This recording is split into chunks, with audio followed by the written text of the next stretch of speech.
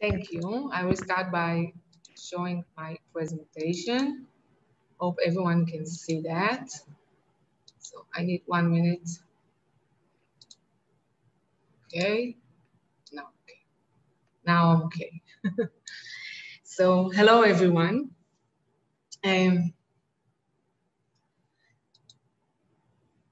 Dr. Emanuel Ringenblum wrote, "The future historian will have to dedicate an appropriate page to the Jewish women at war. There will be an important page in the Jewish history for her courage and resilience. Thanks to her, thousands of families have been able to overcome the horrors of those days." At the end of the 19th century and the beginning of the 20th century, economic crisis and process of modernization took place and influenced on the Jewish Polish families. As a result of that, 25% of the Jewish women began to take part in the family livelihood, worked outside the household, or assisted in the family's business. Although they took part in the family livelihood, these women remained as responsible for the children's well-being as the other Jewish women who did not go to work. When the war broke out, and because of the agreement between the Nazis and the Soviets, many men fled to the east. Some were drafted into the Polish army from which they didn't return, and many others deported to forced labor. As a result of that, the number of men decreased and many Jewish families became single-parent families. The mother became the most important and powerful figure of the family. Professor Israel Gutman, Holocaust survivor from Warsaw Ghetto and famous historian, wrote in his book about the state of mind at the beginning of the war. "We, the young people, must live because we will be sent to the camps. The Germans are enemies, but they will not harm old people. There will be no murder of women and children." The new situation created among Jewish women new difficulties and new challenges that they had not known before. The first one to examine the difficulties of mothers in the struggle to survive in order to save their families was Dr. Ringelblum, director of the Oneg Shabbat archive, which operated in Warsaw. During his research, Dr. Ringelblum distributed questionnaires to women in the ghetto who were asked about their lives as women, mothers, and wives. In this context, the journalist Cecilia Slapek interviewed about 16 women from different classes, but unfortunately, these studies were interrupted before they ended with the liquidation of the ghetto. After the war, historians completely ignored the challenges and the difficulties of women and focused mainly on the stories of men. Although women were up to 52% of the ghetto population in the first phase of entry into the ghetto, and then their percentage even within the ghetto even increased. As part of my educational work at Mashmaut Center, and from personal point of view, as third generation to Holocaust survivors from Poland, I always remember the story. My grandmother's cousin, Rena Wiener Radzino, who was in Lodz ghetto, told me about her mother saving food from herself to pay a private teacher who came to their room in the ghetto to prepare her for her final exam, thinking that immediately at the end of the war, she could be accepted to medicine school as she had dreamt. I dedicate this lecture to Rena Wiener and my grandmother. This story and other testimonies and memories of survivors that I have been exposed to emphasize the role of mother in the family's ability to survive in the Holocaust. We must remember that no story can testify about another story, since Jewish families were different one from each other in many ways. The discussion will deal with the representation of mothers' daily life struggle for surviving in the ghettos, in primary sources such as memories and testimonies written during the Holocaust and many years after. These materials are from the two largest ghettos in Poland, Warsaw and Lodz, from the beginning of the ghettos until their liquidation. I will also bring examples of differences in attitudes of mothers and fathers towards difficulties in the ghetto. There are some methodological difficulties because memory can be misleading and can create a nostalgic perspective at mothers, which can dispute the credibility of the memory. At the same time, memories can make a huge contribution to understanding the place, role of mothers during the Holocaust. I will focus on the common challenges faced by mothers in those two ghettos, despite the differences between them, such as shortage of accommodation, livelihood difficulties, hunger, giving away their children to strangers, action. Shortage of accommodation. With the publication of Reinhard Heydrich Order on September 21st, the process of concentrating the Jews in the ghettos in major cities began and ended a few months later. The Lodz ghetto was established and closed in April 1940 with about 163,077 Jews, while the Warsaw ghetto was closed in November 1940 with about 8,740 people, a number that rose to a peak in March 1941 when the ghetto population numbered 455,000. Entering the ghetto posed a great challenge for the Jewish world, with each day bringing with it additional and unexpected challenges. The order to move to an area in the city defined by the Nazi as an area for Jewish residents was usually to the most neglected area of the city, where the condition of most of the houses was very bad and required a lot of work to prepare them for proper residence. This created a severe and painful distress among the Jewish families. Ruth Zipris, who was a lawyer before the war, and her financial situation was relatively reasonable compared to most of the families who came to the Warsaw ghetto, moved to the ghetto alone with her baby daughter, who was born right at the beginning of the war after her husband was drafted into Polish army and disappeared. About her need to create a cozy place to live, she wrote in her memoirs, which were published in a book in 1995. I stopped regretting that I had a shabby apartment. Quite the opposite. I tried to organize and decorate it. I got a brush and a paint and painted the room pink and the door and the frames in shiny oil. I hung pink curtains.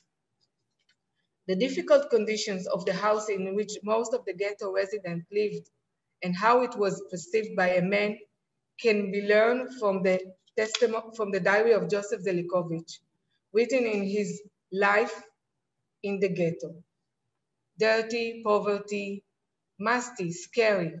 In this darkness, people live in this basement room, soaked with water, people breathing. No housewives are to be blamed for the filth that prevails in the apartments of the Jews in the ghetto.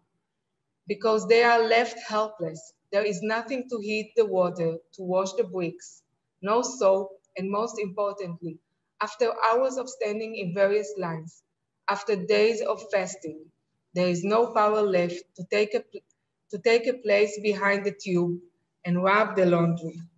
From Zelikovich's word, we can learn the understanding towards women that could not fulfill the expectation from them as women in such extreme conditions. Living conditions that were difficult at first got worse as the time passed, to the harsh weather conditions, especially during the winter. Difficulties have arisen in maintaining over time due to a lack of financial and physical means,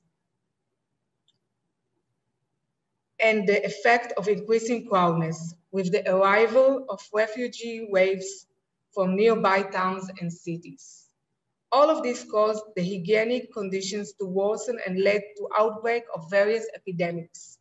The main one, typhus, which caused great mortality among the ghetto residents, and especially those who were weak and could not obtain food. Maintaining living conditions and dealing with additional tasks without any help required from the mothers to be very creative and charge from them high price, especially in terms of health. An example of this can be learned from the testimony of underground member fighting Jewish organization, Fagel Pelter, that her underground nickname was Vlatka Meat. She lived with her parents in Warsaw ghetto. Vlatka emphasized her mother's difficulties and the difference between her parents. He, my father, was not only helpless, but a broken, depressed man who could not take care of his family. He was exhausted. He got pneumonia and died. My mother, however, did not give up. She was a strong woman on the inside. Somehow, she had the power to keep our house completely clean without any soap. In keeping the house clean, she fought diseases, especially typhus. Despite the efforts of Latka's mother, she was unable to survive the war, and she was murdered in Treblinka. From this testimony and other testimonies, I learned that any success in surviving month after month, year after year, in this impossible condition, lights mothers as heroes, especially their efforts not to give up and give the house some human dimension, for trying to keep family members from epidemics, certainly when the burden falls on their shoulders, sometimes a single parent, and also when there is a spouse. Equality between men and women in the responsibility to work for family livelihood disappeared as soon as they entered home, where the mothers had to continue their traditional role, as was customary before the war, to take care of the house and other family members. Another important factor that should be examined in the living condition is the effect of the dynasty of residence on the relationship within the family, especially the parents. The allocation of one living room to a family leads to a lack of privacy and inability of spouses to maintain marital relationship, a factor that is causing severe tension in the family relationship, even in these extreme periods. This is in line with Michal's Unger conclusion in her book, Lodz, the Last Ghetto in Poland, that the fact that the status of the source of authority of men as head of families was undermined after losing the ability to support their families and protect them from what was happening compared to pre-war times. She further claims that quite a few women are no longer afraid to separate and even divorce their husbands, since they will no longer depend on them, either for their family's livelihood or to strengthen their social status. Family livelihood. From the moment the Jews entered the ghetto and after short reorganization, there is a clear understanding among the general public in Jewish families that they must find a new way to earn living, and that the food ration allocated by the Nazi to the ghetto residents cannot be satisfied. First, the mothers stood in endless line to get basic food, which was distributed by the ghetto leadership. And then they engaged in a desperate attempt to get more groceries and find a place to cook a daily meal. About the routine of the mothers and the attempt to ensure the well-being of the family can be learned from the testimony of Dr. Wingerblum.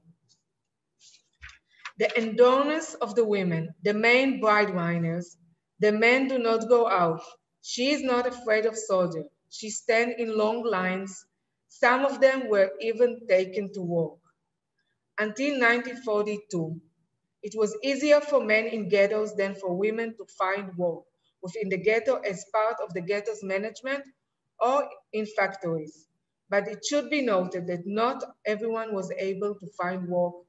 And even those who found work were not always paid enough to support family. There is a difference in the ability of family or individuals to earn living in the various ghettos. And this is a very noticeable in the comparison between Warsaw Ghetto and the Lodz Ghetto. While in the Lodz Ghetto, it was almost impossible to survive from smuggling since the ghetto was closed and no exit was allowed outside the ghetto. In the Warsaw Ghetto, there was illegal passage of food by individuals that were seeking to support themselves and their family by organized gangs. Smuggling by individual was mostly done by young children and women. For women, unlike men, it was easier hiding their Jewishness, and the children exploiting their small body structure to sleep under the walls into the canals. Professor Israel Gutman emphasized this appreciation of the women who were involved in smuggling. The smuggling women excelled in courage and dedication. They used their acquaintance among the Poles for small exchanges. They eluded at various crossing points. The risk those mothers and children took on themselves while smuggling was very big. Many of them paid in their lives, but more than once, this was the only way for the family to make living and survive. It is hard not to wonder what comes to parents' mind when their child leaves the small room that the family share in an attempt to cross to the Aryan side to bring food home when it is clear to everyone that the risk is great and there is a possibility that he will be caught and even killed. This thought came to Engelblum's mind during the ghetto period. On Shana Street, smuggling is carried out in this way. A cleaning worker stands on the other side of the wall and sweeps constantly. Through a loophole designed to drain water, he pushes in various groceries. Through the same loophole, he gets back the money. Through it crawled and passed skinny children aged 3 to 4 years old who receive different goods. And it is easy to imagine what happens to a mother that her child at any moment is in danger of death. Smuggling was not the only way to make living, not even in Warsaw Ghetto where it was possible. Certainly in Lodz Ghetto where it was not possible at all. The first 2 years of the Warsaw Ghetto until the time of the Great Action, it was the men who were sent mainly to forced labor outside the ghetto. But even later, when factories were established under the supervision of the Judenrat, there were mainly men employed.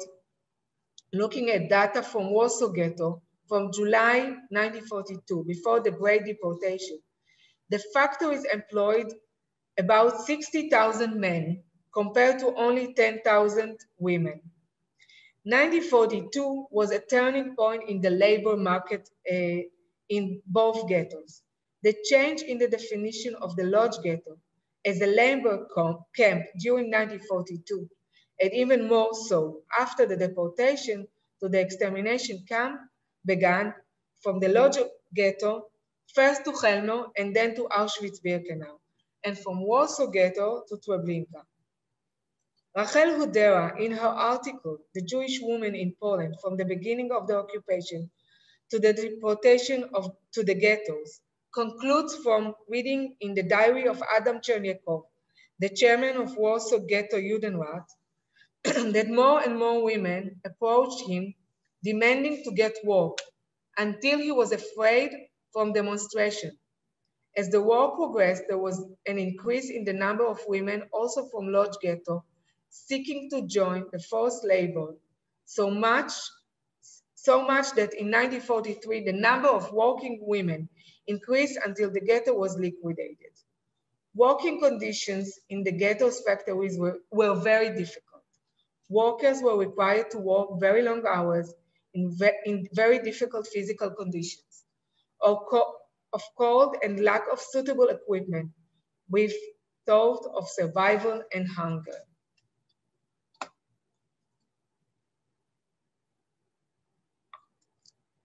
Rebecca Kwiatowska-Pinchasik talks about the conditions under which women worked in Lodz ghetto.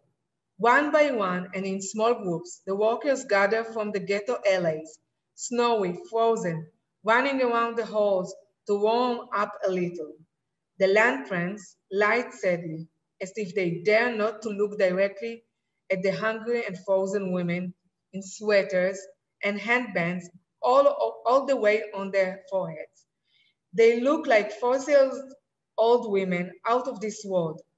They could barely hold the graving bars. Michal Unger claims in her article, The Status and Plight of Women in Lodz Ghetto, that even that the working conditions were equal for men and women, and got worse in time, women were paid less than men. The physical difficulty and the working conditions were hard for all women in general, but especially for mothers, who had young children in particular. These mothers were more than once forced to leave young children alone at home, or under improper supervision, or even worse, to bring them to work with them, which was not well accepted. What happened to a mother who was forced to go to work and leave a little girl behind can be learned from the testimony of Ruth Tsipris from Warsaw Ghetto, who recounts what she went through on July 21st, 1942, while working as a bottom seamstress when a mess suddenly began. At 11 a.m., the deportation was heard. Apparently, the deportation from certain street had already begun. Among the names was also mentioned the name of the street I lived in. I left my child at home under the care of my old, helpless aunt. Because of the horror, I lost consciousness. When I woke up, I wanted to run home to save my child, but they would not let me move. Near 2 p.m., Schultz, the factory manager, arrived. I started begging the German to let me go home to my child. Schultz himself released me and I left. More correct, I flew home. At home, I found that everything was fine. It is not difficult to imagine the moments of anxiety and helplessness that Ruth went through in those 3 hours, from the moment she learns about the action, about the danger her baby is in, when she herself is locked in the factory where she works. It is hard to understand how she managed to keep going to work again and again, day after day, after this threatening event. And on the other hand, Ruth Tsipris was relatively lucky when she was able to leave her baby with her aunt, while there are cases where mothers were forced to leave their young children alone without the supervision of a responsible adult.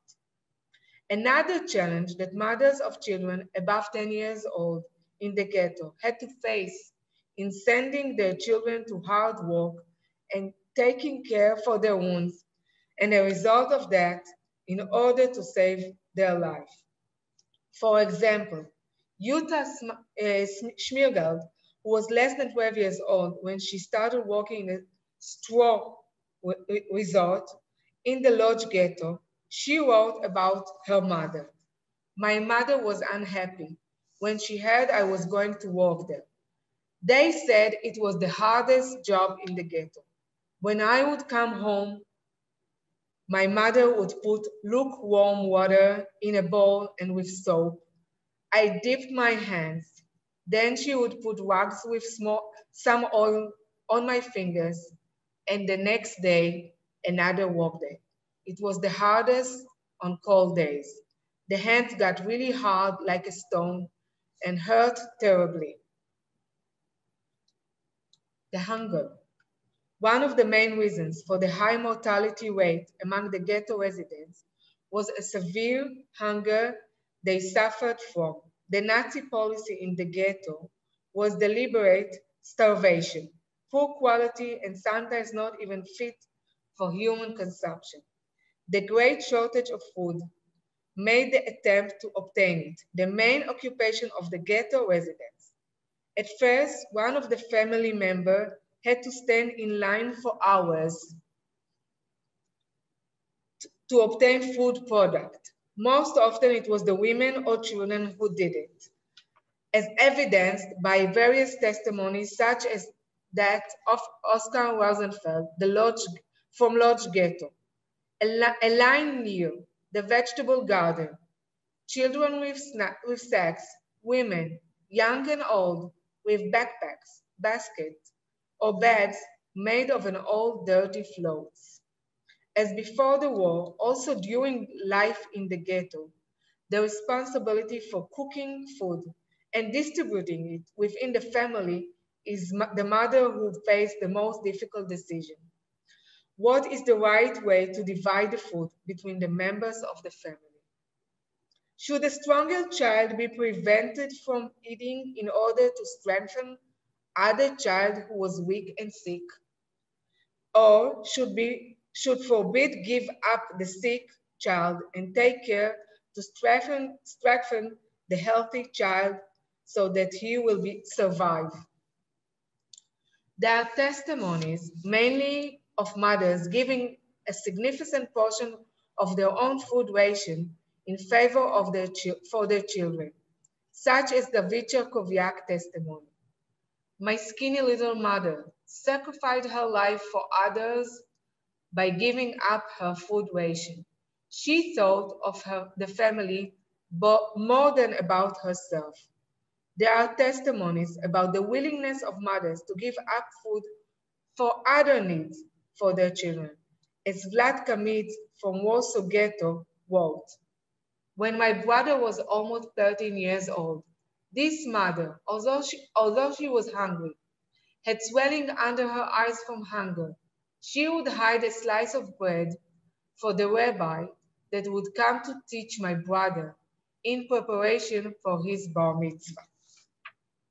Another way to learn of crucial and affected relationships within the family thought within the family is thought through divorce hearings that took place at that time. For example, the testimony of Irena Hauser from the Lodz Ghetto, who describes her relationship with her husband and their influence on her 6-year-old son. I feel that the power is leaving me, and today I have to gather the rest of my strength not to starve. I do this for the child. His father does not help him. He only has cigarettes. I sacrificed everything. The child is crying from hunger. The father wants cigarettes, and the mother wants to die. This is how the family lives in the ghetto. Giving away children to strangers. There are more testimonies that dealt with the dilemma of parents about hiding their children by giving them away to strangers in order to save their lives. Mothers often made the decision to find hiding place even if the father was around. Dalia Offer, in her article, Mothers in the Shadow of the Holocaust, emphasized the ambivalent thought and feeling of mothers in making decisions about giving away their children. From one hand, a strong desire of mothers as part of a natural instinct to stay close to the children and protect them by herself. In this way, to take a risk, they both will survive if they stay together. On the other hand, it might be difficult to explain the child the need of separation in order to save his life.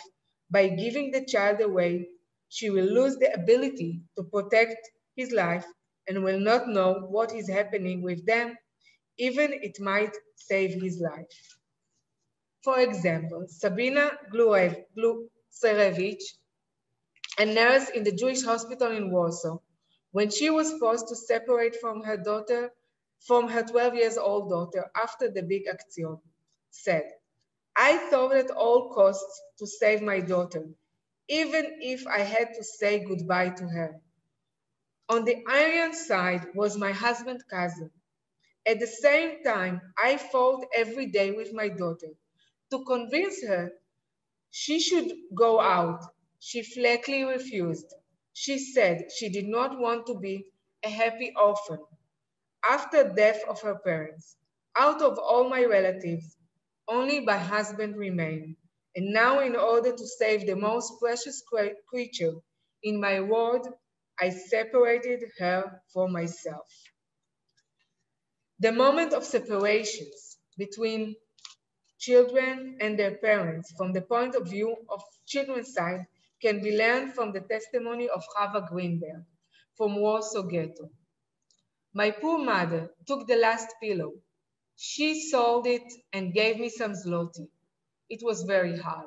Mother cried terribly. They accompanied me and she talked about my birthmark. This is your sign that you belong to us. If we meet again, you will see him.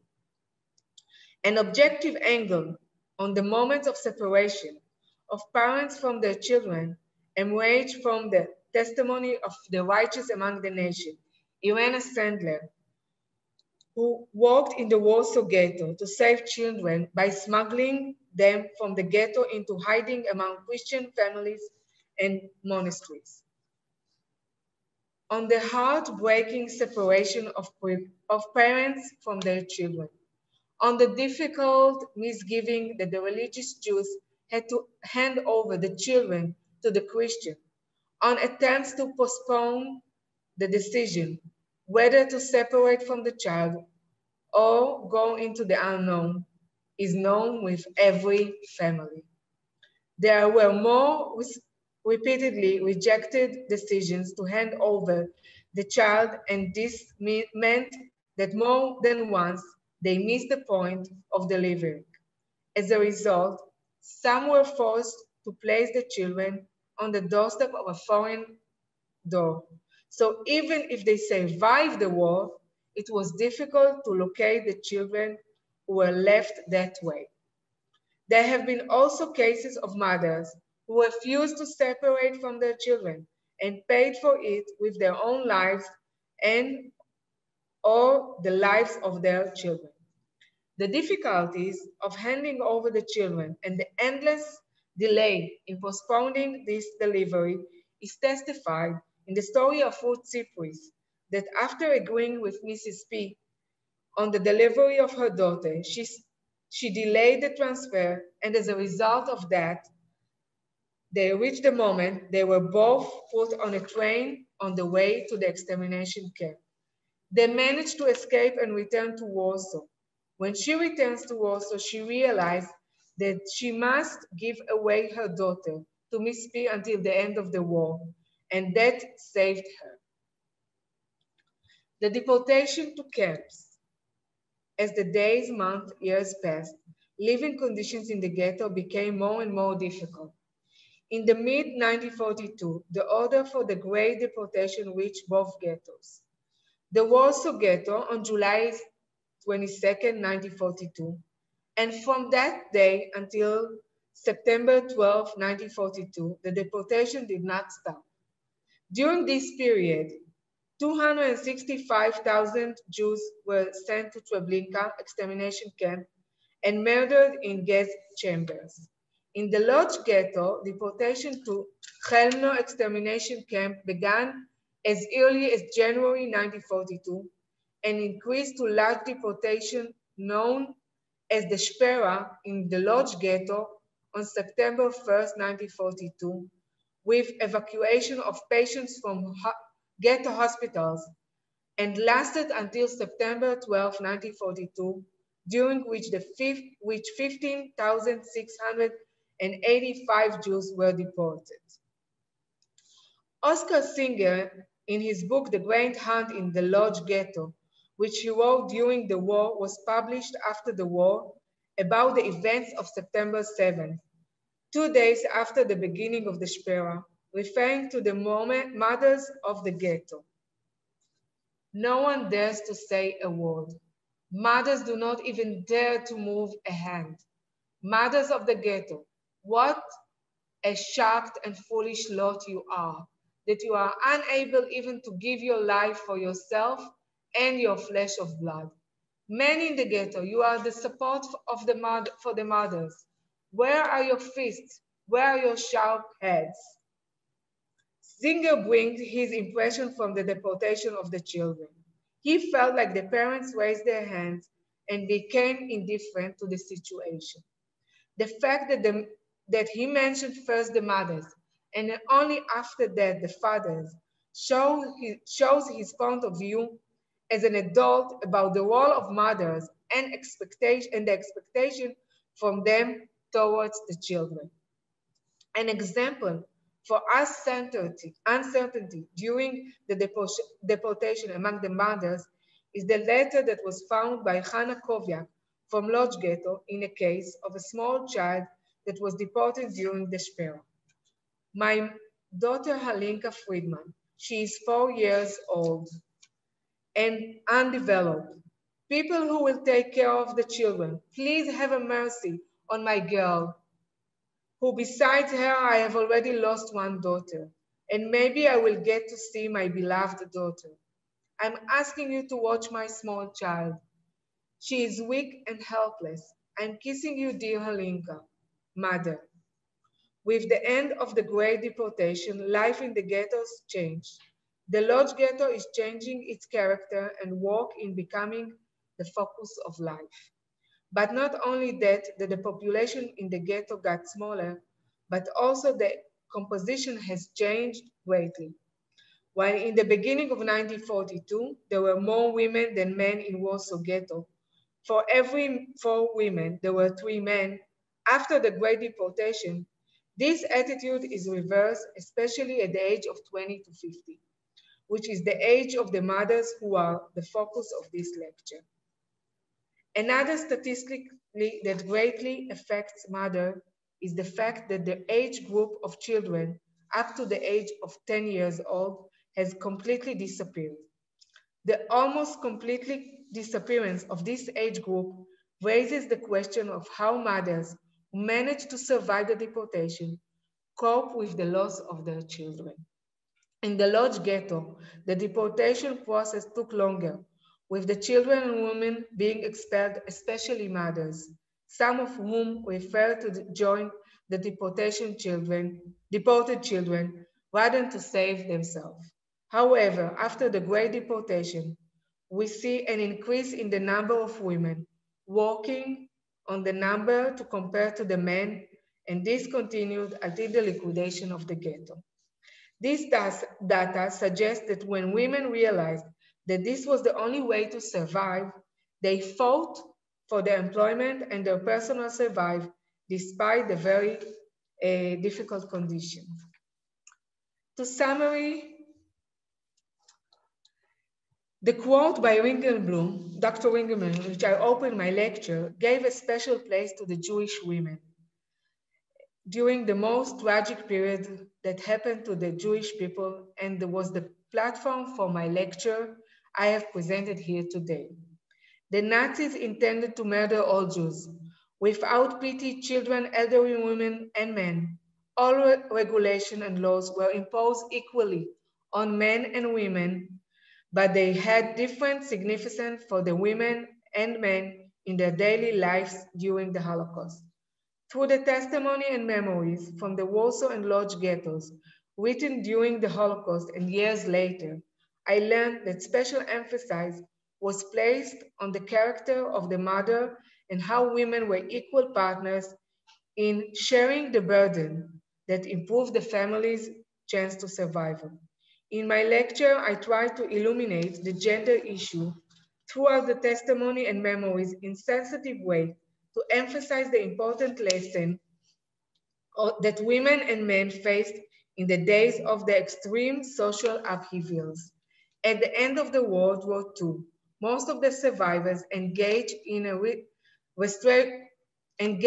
restoration of their private lives, sometimes giving testimonies of what they went through, but only a few engaged in differential research of the period. Those researchers did not follow in the footsteps of the historian Dr. Ringelblum, who already during the ghetto period emphasized in his study the lives and behavior patterns of women and children, and especially mothers. Only in the beginning of the 90s, mostly women researchers started to follow Dr. Wingerblum's way of thinking, even they have received many objections to this type of research. The difficulties that women and men faced in the days of these extreme social upheavals highlight the different reaction of women and men towards the tragedy and emphasize the human need for cooperation and mutual concern in times of need and distress. Coping with adversity during the Holocaust testifies about values that guided the mother throughout her life and to her ability to maintain them even in the extreme condition in which the family finds itself in the ghetto. We must continue to search for testimonies and memories from the Holocaust period and aftermath in order to study more deeply the subject of human values, women and mothers during the Holocaust. Thank you.